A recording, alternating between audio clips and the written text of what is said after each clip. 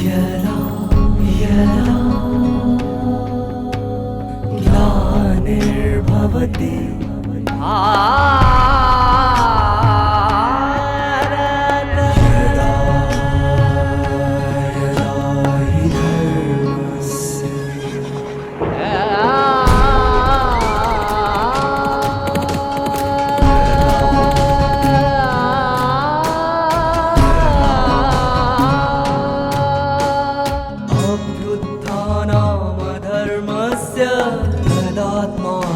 सृजाम्यहं परित्राणाय साधूनां विनाशाय च दुष्कृतां विनाशाय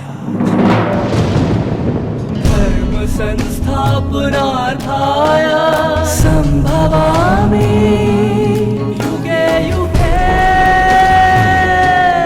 युगे युगे युगे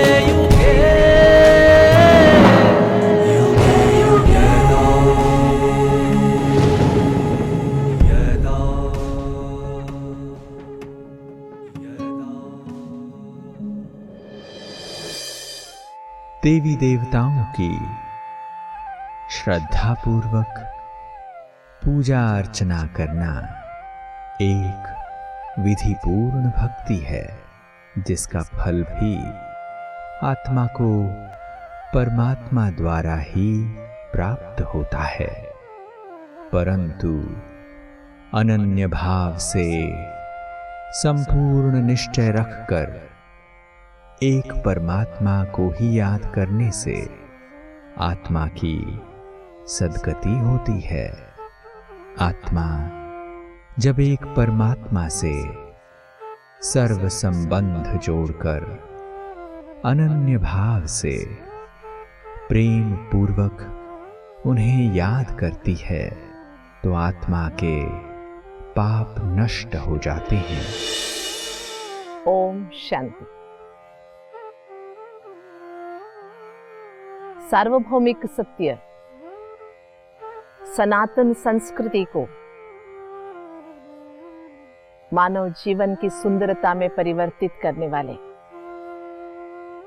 सत्यम शिवम सुंदरम स्वयं गीताचार्य परमात्मा द्वारा उद्बोधित श्रीमद् भगवद गीता का ज्ञान, जो हर एक मानव के लिए सदा काल के लिए अति पूजनीय है। केवल पूजनीय ही नहीं, हर घड़ी जीवन की यात्रा में एक आधारशिला है। ऐसी अद्भुत ज्ञान संजीविनी श्रीमद् भगवद गीता को आत्मसात करते हुए जब आगे बढ़ते हैं, तो मानो जैसे संजय ने कहा, रोमहर्षम, रोमांचित हो जाते हैं, गदगदित होता है कि मेरा भाग्य कितना महान है जो मैं यथार्थ रूप से गीता ज्ञान को समझ पा रहा हूं। तो ऐसे अद्भुत गीता ज्ञान गाथा को समझते हुए, स्पष्ट करते हुए, जब हम अपने आप को परमात्मा के सन्निधान में महसूस करते हैं और अपने आप को देवत्व की ओर बढ़ाते हुए देखते हैं, बढ़ता हुआ हर कदम अगले कदम के लिए प्रेरणा स्रोत बन जाता है। ऐसी अद्भुत आनंद लहरी में आगे बढ़ते हुए मन में एक प्रश्न जरूर उठता है कि हमारे हंसती खेलती जीवन में परमात्मा की क्या आवश्यकता है। जब सुख मिल गया, प्राप्ति हो गई, जो पाना था वो पा लिया, फिर परमात्मा को याद करने की जरूरत क्या है। कईयों का है ये प्रश्न। स्कूल में पढ़ रहे थे, कॉलेज में पढ़ रहे थे, पीएचडी कर रहे थे, पढ़ाई करनी जरूरी थी, लेकिन पढ़ाई पूरी हो गई, डिग्री मिल गई, डिग्री के आधार से जो करना था, नौकरी या बिजनेस हमने शुरू कर दिया, फिर वो पुस्तक कौन खोल के पढ़ेगा, जरूरत क्या है। परमात्मा से सब कुछ तो मिल गया है, फिर बार बार परमात्मा को क्यों याद करना चाहिए? वो उसकी जगह, हम अपने जगह मजे में रहेंगे। ये आज के व्यावहारिक जगत के लोगों की सोच जो है, इसके चलते मुझे एक छोटा सा उदाहरण जरूर याद आता है। इकलौता बेटा और पापा। मम्मी भगवान को प्यारी हो गई थी, तो बेटे को शादी कराई गई, बहू घर आई, बहुत हंसता खेलता सुंदर परिवार। लेकिन बहू को ससुर जी साथ में रहना पसंद नहीं था। वैसे ससुर जी के बुढ़ापे की आदतें बहू को अच्छी नहीं लगती थी। बेटा तो बहू के हाथ का कठपुतली बन गया था। तो बेटे ने क्या किया, एक बहुत अच्छे शानदार वृद्धाश्रम में, जहां पर अनाथाश्रम भी था, दोनों मिला हुआ था, वहां पर पापा को छोड़ा। जैसे ही लौट रहा था अपने कार की ओर, जो अनाथाश्रम और वृद्धाश्रम का मैनेजर था, उसके साथ बैठ के पापा बहुत अच्छी तरह से हंस के बातें कर रहे थे, बोलचाल हो रही थी दोनों की। रहा नहीं गया बेटे से, वापस आया। आज ही लाके छोड़ा हूं मैं अपने पापा को यहाँ पर, और आप दोनों इतनी अच्छी तरह से जैसे कि पुराने मित्र हो, आपस में बैठ के बातें कर रहे हो। कितने दिन की पहचान है आप दोनों की? तो बेटे की बात सुनकर मैनेजर हंसने लगे और बोला, आप पूछ रहे हो कितने दिन की पहचान है? जब से आपको इन्होंने हमारे अनाथाश्रम से गोद लिया ना, तब से हमारी पहचान। ये सुनकर बेटा अचंभित रह गया। जिस पापा को मैंने बोझ समझा था, वैसे तो हम ही बोझ थे उस पर। उन्होंने जिंदगी भर कभी ये नहीं जताया कि गोद लिया हुआ है, अपना खून नहीं है। लेकिन मैं क्या कर रहा हूं?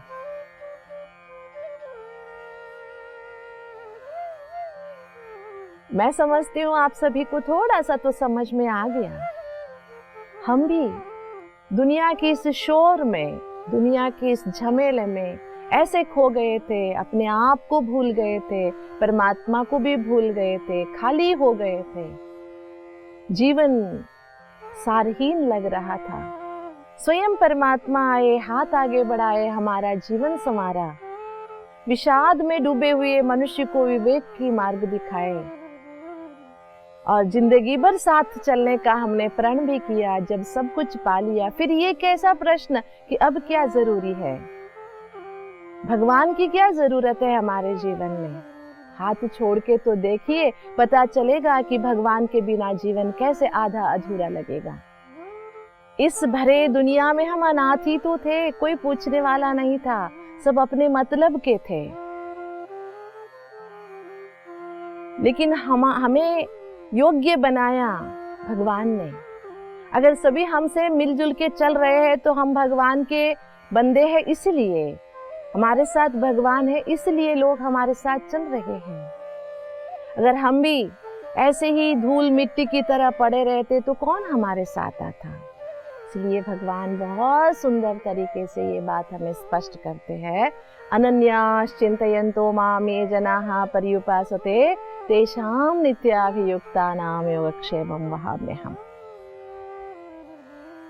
भगवान ये नहीं जताते कभी तुम धूल मिट्टी में पड़े थे, नालायक बन गए थे, मैंने तुम्हें उठाया, मैंने तुम्हें ये योग्य बनाया, नहीं जताते हैं।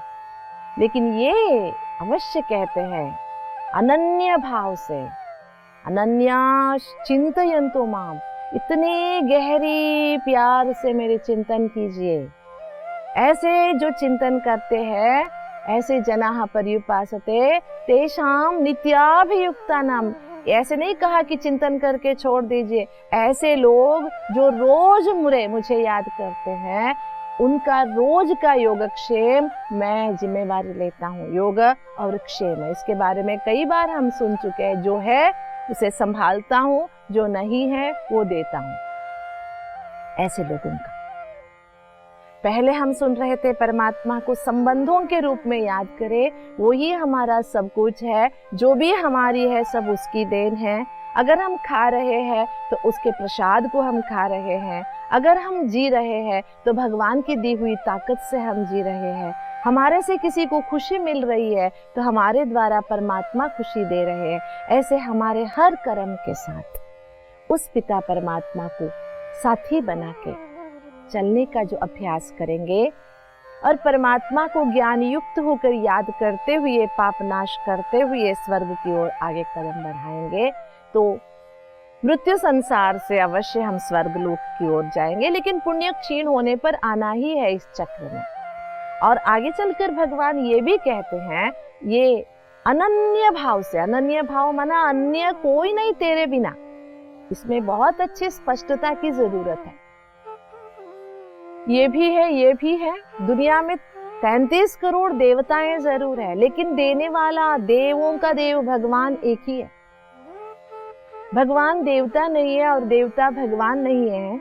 देवताएं हमारे जैसे ही देहधारी हैं, लेकिन उनकी दिव्यता होने के कारण उनको देवता कहते हैं। वो हमारे ही कर्म का अगला प्रभाव होता है या जन्म होता है। इसलिए अनन्य भाव से एको देवहा, दुनिया में भगवान 2 3 4 5 नहीं है। भले भगवान कहलाने वाले हजारों हो सकते हैं, खुद पर भगवान के बहुत बड़े बड़े नाम रखवा सकते हैं, लेकिन शांति नाम रखने से किसी के अंदर शांति नहीं आएगी। इसी तरह भगवान नाम रखने के कारण कोई मनुष्यात्मा भगवान नहीं बन सकता। और जो पहले हमने ये भी सुना है, देहधारी को भगवान कहना महान पाप है। इसलिए एक ही भगवान पे विश्वास रखकर अनन्यता से इधर उधर बुद्धि को न भटकाते हुए, इसके उसके कहने के प्रभाव में नहीं आते हुए। तो मुझे छोटी सी घटना भी याद आती है, आपने भी सुना होगा।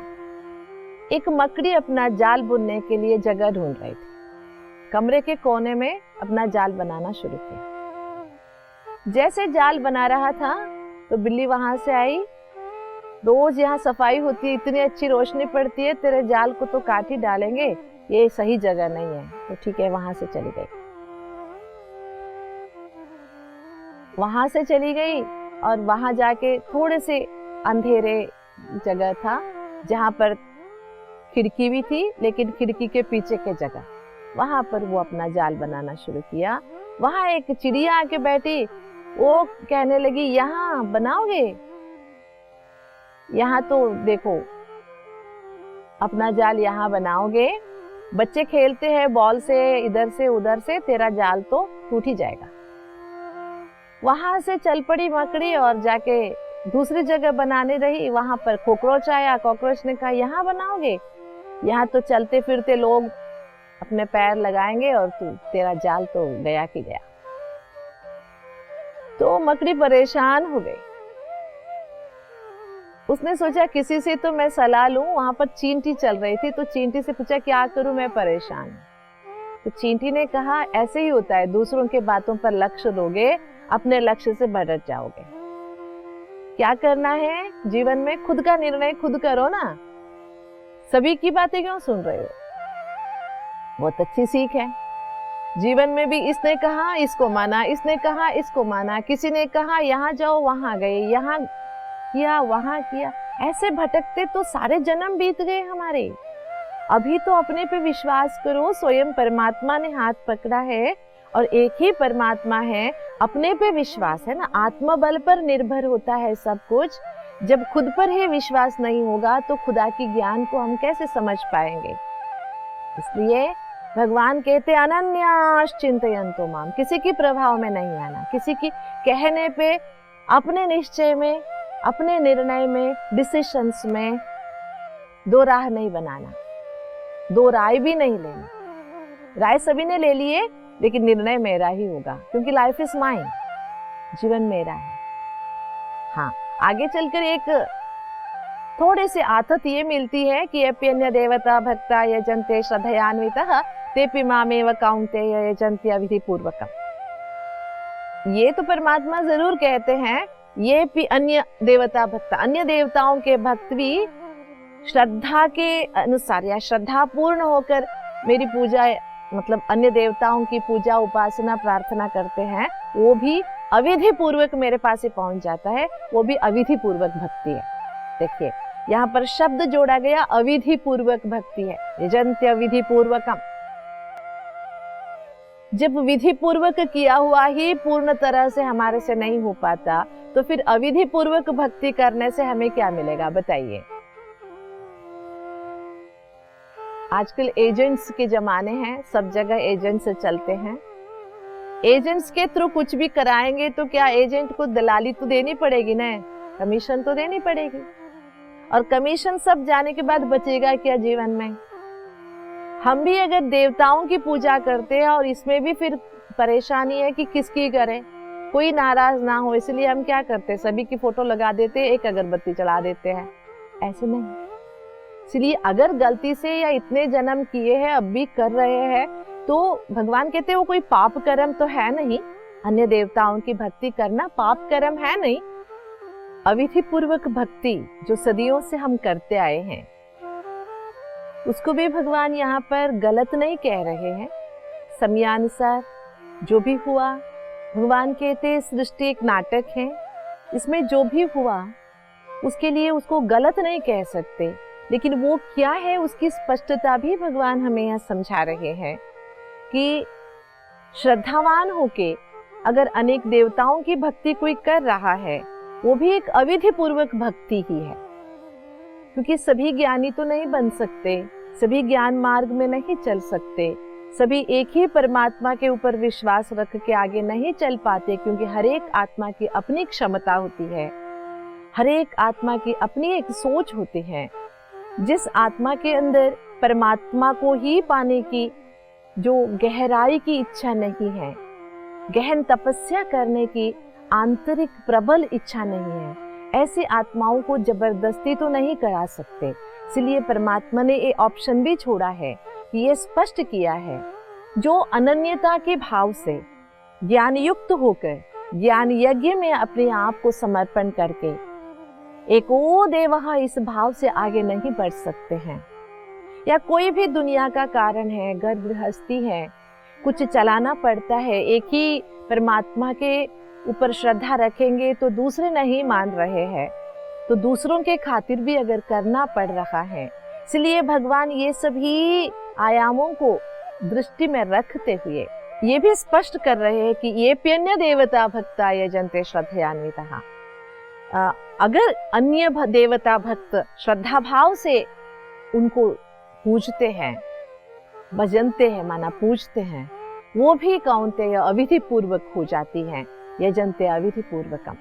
इससे क्या स्पष्ट मिलता है कि देखिए, जब से हम सुनते आए तो एक बात तो स्पष्ट हुई, कुछ लोग ऐसे करते हैं, कुछ लोग ऐसे करते हैं, ये परमात्मा की कहना एक तरफ है, ऐसे करना चाहिए ये कहना एक तरफ है। एक तरफ परमात्मा कहते आए, कल भी कहा कि एको देवः, या दो रूप से पूजते हैं, विश्वतो मुखः पूजते हैं, ऐसे कहते आए। ये नहीं कहा कि कौन गलत है कौन सही है, लेकिन सामने आगे चलकर ये कहा कि मैं सब कुछ हूँ तेरा, मैं ही पिता हूँ माता हूँ, मतलब मेरे पे ही विश्वास रखो। और ये भी कहा अनन्यता के भाव से जो मुझे याद करता है उनकी जिम्मेवारी मेरी है।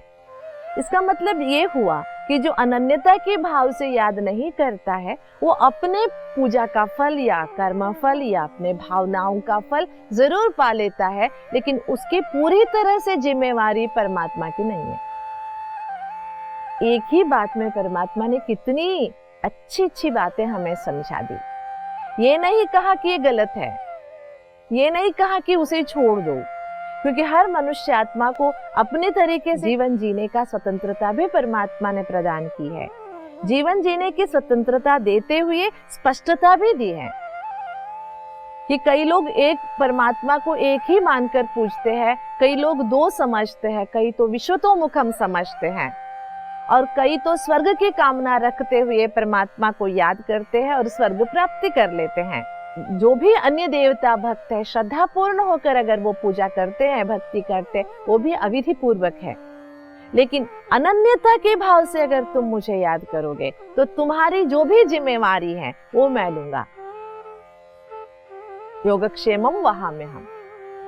देखिए, इससे मनुष्य आत्मा को समझना चाहिए, जिंदगी में जो भी हम कर्म करते हैं, अगर हम परमात्मा को साथ में लेके उनकी परमिशन से करते हैं। अभी आता है भगवत गीता का नाम, जो श्रीमद् भगवत गीता। इसमें आप कहिए श्रीमद् कौन सा है? लोग ऐसे करते, लोग ऐसे करते, परमात्मा ने सारा चित्रण हमारे सामने रख दिया, लेकिन इसमें श्रीमद् है अनन्यास चिंतयन्तो माम ये जनाः पर्युपासते, है ना। जो अनन्य भाव से जो मुझे याद करते हैं वो मेरे रक्षा में आ जाते हैं, वो मेरी छत्र छाया में आ जाते हैं, उनकी जिम्मेवारी मेरी हो जाती है। मैं तुम्हारा पिता हूँ, मैं तुम्हारा माता हूँ, सब कुछ मैं होने के बावजूद भी अगर अन्य देवताओं की तुम पूजा करते हो तो अविधि पूर्वक जरूर है, उसका जितने का उतना फल जरूर मिलेगा। कर्म क्षेत्र में भी ऐसे ही होता है। हम क्या करते हैं, कुछ किसी पर भरोसा रख के करते हैं। जैसे कि आप खाना बना रहे हो, या तो अपने अकल से पूरी तरह बनाओ या तो किसी के कहने को अच्छी तरह से मान कर बनाओ। अगर दोनों मिक्स किए, थोड़ा अपना थोड़ा उनका, तो वो खाना किसी के खाने योग्य तो बनेगा ही नहीं। आपने नमक डाला था, सामने वाले ने कहा गुड़ डाल दो, तो दोनों मिक्स हो गया, तो खाने के लिए वो जमेगा ही नहीं, न मीठा है न नमकीन है। इसलिए या तो अपने बुद्धि पर विश्वास रखो या तो भगवान की कहे हुए बातें मानो। जैसे जीवन में भी अगर तुम्हारी अकल इतना काम नहीं कर रहा है तो दूसरे के कहने पर हर बात उन्हें बतला कर करो। अगर तुम इतने बुद्धिमान हो जो दूसरों की सलाह की जरूरत नहीं है, एक बार सलाह ले लिए, अपने आप कार्यगत करोगे, तो अपने पे विश्वास रख के आगे बढ़ो। लेकिन दोनों समय अपने पे विश्वास रखना जरूरी है।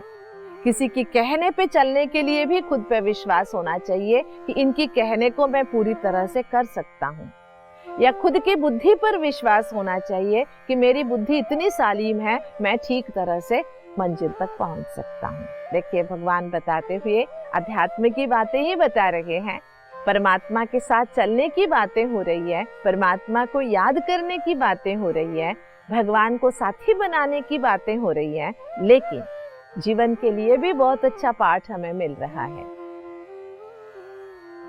अगर आधा अधूरा सुना तो क्या होगा?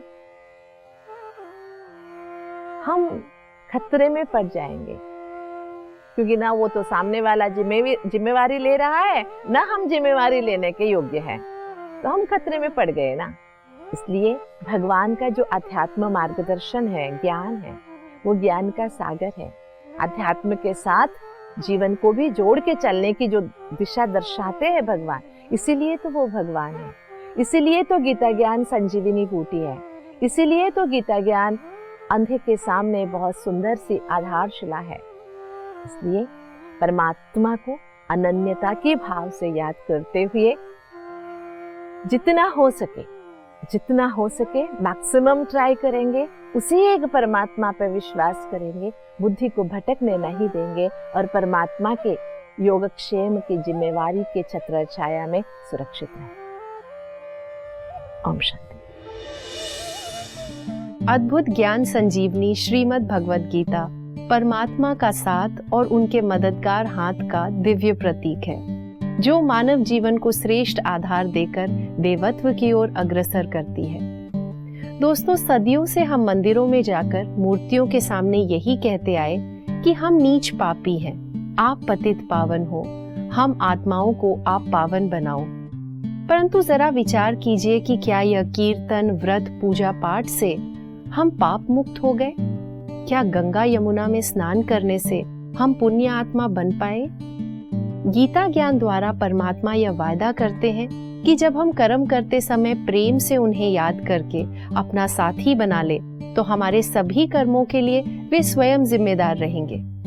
इसी संपूर्ण निश्चय से आत्मा सभी पापों से मुक्त होकर पावन एवं दिव्य बनती है। परमात्मा गीता ज्ञान द्वारा यह भी समझ देते हैं कि देवी देवताओं की श्रद्धापूर्ण भक्ति का फल भी उनके भक्तों को परमात्मा द्वारा ही प्राप्त होता है।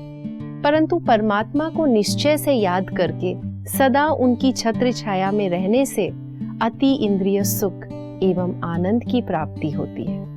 तो चलिए इस आनंद एवं प्रेम की अनंत यात्रा में आपसे फिर मुलाकात होगी। ओम शांति।